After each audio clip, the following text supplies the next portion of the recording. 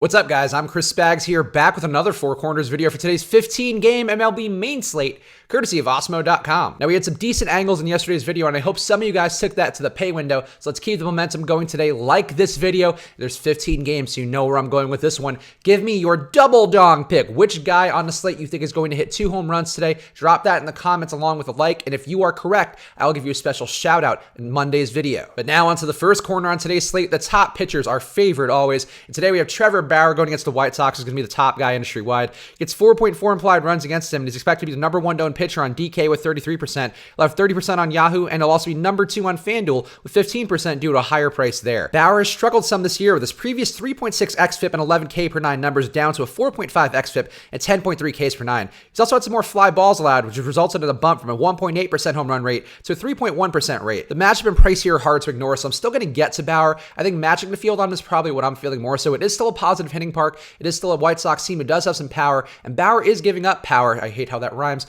but overall, it's a spot where I think Bauer is looking fine enough because of that price being down. I'd be less inclined to pay for him on FanDuel, though. Zach Wheeler at Arizona should also be a popular option today with 4.4 implied runs against him. Wheeler is also highly owned on DK and Yahoo as a number 2 option, but he won't be as significantly owned on FanDuel. Wheeler's done well on the year with 10 Ks per 9, and he's also been a bit unlucky with a 320 BABIP. So in a park that favors pitchers versus a team with a 23% K rate versus right-hand pitching, it's a decent spot for him despite the FE team total. Wheeler's not a guy I usually love, but I think the spot here does make sense why he gets some ownership. I don't mind him. He's at a pretty cheap price on DraftKings and Yahoo. I can see you getting there, but again, on FanDuel, the ownership isn't quite there enough to really justify exposure. And Mike Fulton-Nevich versus Detroit should also be a popular option in some corners today. Gets 3.9 implied runs against him, and Fultz is expected to be the highest on FanDuel, where his price is exceeding low, but he's also going to have some decent ownership on DK and Yahoo. Fultz has started turning it around recently, but on the year, he's down from 9.4 Ks per 9 and 37% hard contact to 6.5 Ks per 9 and 45% hard contact. So that's a really troubling drop to see. Detroit's lineup's 26% K rate versus right-hand pitching is appealing, but Fulton-Nevich is in a positive hitting park with warm weather.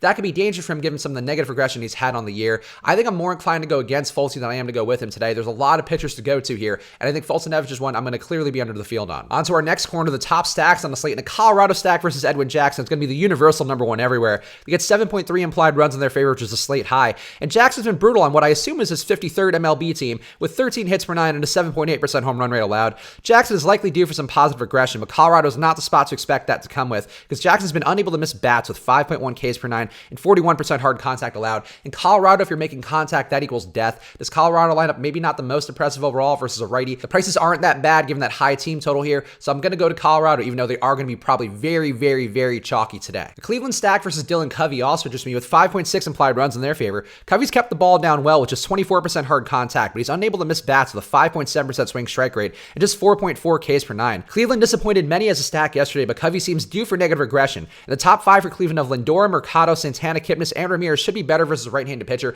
I think the ownership is going to be lower than yesterday, and they're still in a positive hitting park going against the pitcher who I think has less strikeout stuff than Banuelos did yesterday, but also is due for some negative regression. It's a good spot to go back to Cleveland. And again, the ownership should be down because they disappointed just yesterday. And the Houston stack versus Mike Fiers should also have some ownership today with 4.4 implied runs for them. Fiers' 7% swinging strike rate and 6.3 Ks per 9 this year are both near slate lows, so that's a good spot to attack. The Houston stack is nicely priced for value, but with Oakland's park substantially decreasing all hitting factors, it may be more logical to look at one-offs like Alex Bregman or Michael Brantley. I'll talk more about one of those guys later in the video, but overall, I think the stack is appealing, the price is appealing, but the ownership's a little bit heavy for a full stack because, again, it's just a really nice value going against a guy in Fiers who doesn't have a lot to show. Now on to our next corner, the lower-owned options on today's slate, and Joey Lucchesi going against Miami is a guy I like a lot. Gets 3.1 implied runs against him, which is a slate low. Lucchesi has shown solid strikeout ability this year with 9.3 Ks per 9 and an 11.4% swing strike rate. Miami's 19.7% K rate versus left-hand pitching is under league average, but in a home park that limits hitting across the board, I think Lucchesi could be a very viable pivot to some questionable chalk pitching out there. Again, I like Bauer, I like Wheeler, but those guys do have decent run totals against them.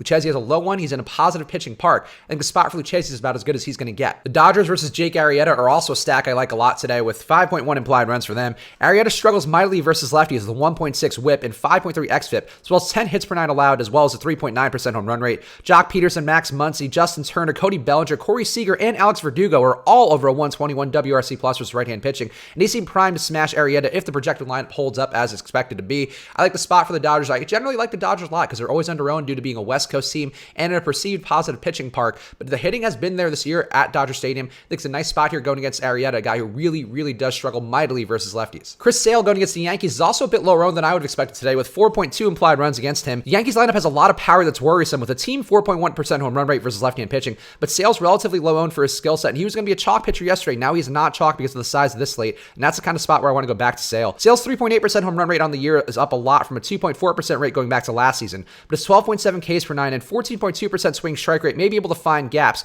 with a Yankees team who strikes out at 27.2% clip versus left-hand pitching this year. Again, the Yankees have a lot of power, but the Yankee Stadium power hasn't been there this year overall in terms of park factor, so Sale's getting strikeouts. I like the spot for him, and again, he's going to be lower owned than a lot of these other guys, so I'm willing to go there and trust the talent. Milwaukee stack going against Chris Archer is also one that I like a lot with 4.9 implied runs in their favor. Archer has struggled versus lefties historically with a 4.3% home run rate and 4.7 xFIP on the year, and he also has a 46% fly ball rate this year, so there's a lot of potential power to go around. Pittsburgh's park is underrated for hitting with significant boosts to doubles and triples. The stack may go under owned again despite a slate-breaking performance yesterday. I talked about Milwaukee yesterday. I liked them a lot going against Joe Musgrove. I didn't get enough of them because of the weather, but I think in the spot today, the weather looks clear. I like Milwaukee again, and I hope the ownership stays low for them, even though they had that big performance yesterday. On to our last corner, the one-offs, and Matt Adams going against Tyler Mahle is a one-off I like a lot today. Adams brings a 6.5% home run rate to a top 2 hitting park versus a pitcher in Mahle who allows a 1.9 whip, 44% hard contact, and a 5.7% home run rate versus lefties. All those numbers are very high. Adams is a guy who's straight power. He's not going to get on base a ton outside of that. He's not going to maybe get a ton of hits besides home runs, but he has that home run power and a really great home run park. I like the situation quite a bit for him at a really reasonable price as well. I mentioned him earlier, but Alex Bregman going against Mike Fiers is one off I like a lot today. The price for Bregman is too cheap to ignore even in a pitcher's park, given that he's got a 158 WRC+, 263 ISO, and a 5.2% home run rate versus right-hand pitching. Fiers is bad, Bregman is good. I think it's as simple as that when you have a cheap price Bregman in the spot. And JD Martinez versus J.A. Happ is the last one off I'm going to mention today. The whole Boston stack is pretty appealing with their prices down due to the slate size, but Martinez's 171 WRC+ and 7.4% home run rate is appealing, given Happ's awfulness on the year with a 4.8 xFIP and a 5.8% home run rate. Again, the prices are down for these guys. They were all over 5K yesterday. Now they're priced down significantly. I like the spot here because Happ's been really bad on the year, and Boston team has still not lived up to their potential and has a lot left to offer. So there are my thoughts on today's slate. So please like this video right now. Leave a comment down below with your double dong pick, and if you are correct, you'll get a special shout out. Unfortunately, nobody guessed the first home run to be hit yesterday, which was Mike Moustakas, but you guys will get a shout out when somebody gets it. I promise you that. So please like the video, comment your double dong pick down below. Let's keep the momentum going because I think we've had a good week, and it seems like you guys are really making strides with your lineup. So let's keep it moving. And use that promo code SWITCHANDHEDGE for half off your first month of any Awesemo.com package. All the ownership projections, the rankings, the deep dive column, the top stacks tool, the lineup builder. It's all at your fingertips. A lot of things that'll make you make better MLB DFS lineups. To take that discount, use that promo code SWITCHANDHEDGE for half off your first month. I'll be back later today on Live Before Locks. So subscribe, hit that notification bell so you can see me and Jake Hari chop up this big 15-game slate today. And also, I will be back on Monday with another Four Corners video. So good luck. Enjoy your weekend.